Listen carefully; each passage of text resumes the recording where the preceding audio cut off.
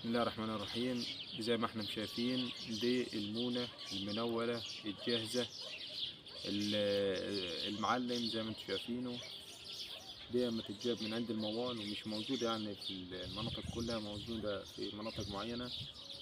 اما تجاب اللون زي ما هو في شكارة لن جاهز على طول، اما تمحر على الطوب ولا محتاج تطرطش ولا يدبك.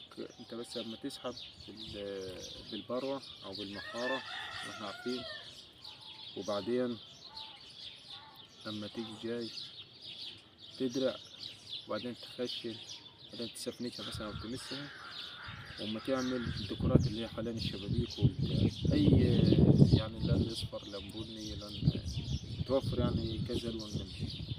في نفس الوقت دي مادة صلبة على الطوب يعني، ولا لما تكلفك مش مكلفة طبعا. انت لما تكون هتمحر اول حاجة ما تطرطش الاسمنت، تركب سلك، تركب زوايا زائد، وبعدين تملى الجنب،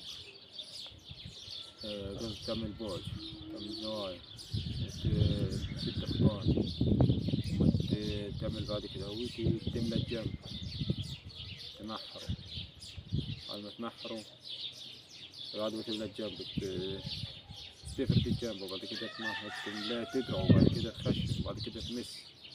وغير كده ممكن تيجي تعمل لون تاني فوقيها تاني فتلاقيها مكلفة، انما دي وش واحد على طول زي ما احنا شايفين. المعلم زي ما انتم شايفين بنعمل ديكورات يعني حوالين البراويز، ممكن شكل اسلامي، ممكن اي شكل انت عايزه، مربعات، طوب فرعوني، يعمل لك طوب فرعوني، يفرشها طوب فرعوني، اي شكل موجود زي ما احنا شايفين في الصناعة ما هي شغال.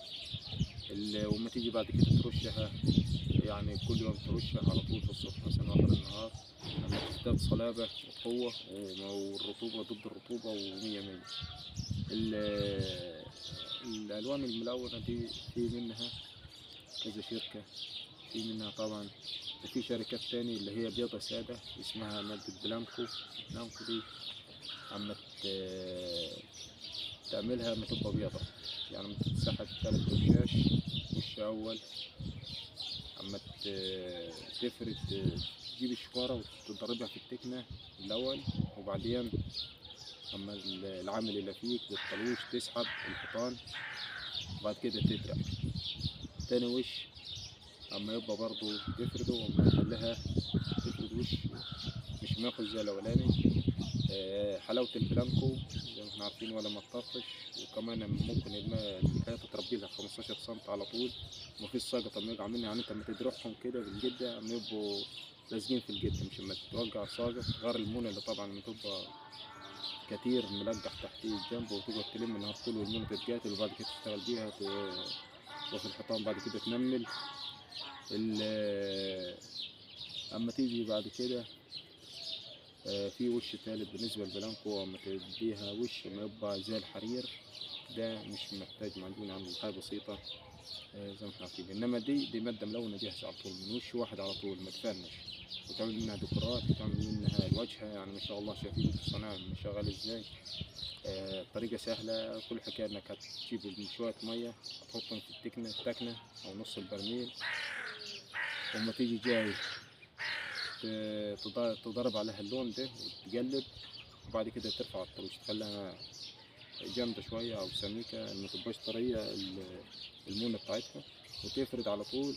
وشوية كده تلاقيها شكت لما تيجي تدرع، وبعد كده تخشنها بالفرطاسة تيجي مسسها، وبعد كده تعمل البراويز زي ما بقولك اللي حوالين داير والديكورات.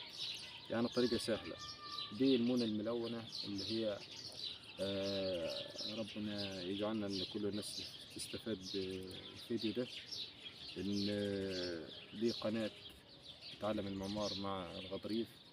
يا رب الفيديوهات تعجبكم وانتظرونا في فيديوهات قادمة، وقولوا لنا رأيكم عاوزين فيديوهات تانية إن شاء الله. هيبقى محارة ونقاشة ونجارة وحدادة وسباكة وكهرباء وسيراميك، يعني أي شغل بيخص المعمار، جبسن بورد، شاشات. انتظرونا طبعا في أقوى فيديو عن الجبسن بورد والشاشات والسقف المعلق والجبس البلدي. كل الحاجات دي إن شاء الله هتلاقوها في القناة قريبا إن شاء الله. منتظر دعمكم وكل كل عام وانتم بخير. طبعا رمضان على الابواب، وربنا يجعلها ايام سعيده عليكم مبارك يا رب، وانتظرونا في الفيديوهات القادمه. السلام عليكم ورحمه الله وبركاته. ده اللي حصل ده، مساحة التغذية مش عارف. استنى. هو ما اتعملش ولا